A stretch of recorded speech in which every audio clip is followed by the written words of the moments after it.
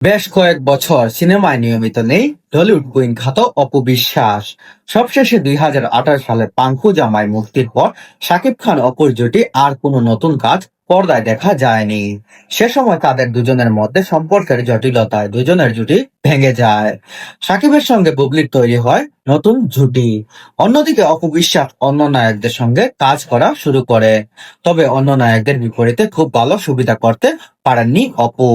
বাপ্পি চৌধুরীর বিপরীতে 2022 সালে মুক্তিপ্রাপ্ত শ্বশুরবাড়ি জিন্দাবাদ 2 ছবিতে কিছুটা আলোচিত হলেও বাকিদের বিপরীতে কোনো ছবি নিয়ে আলোচনায় আসতে পারেননি এই অভিনেত্রী।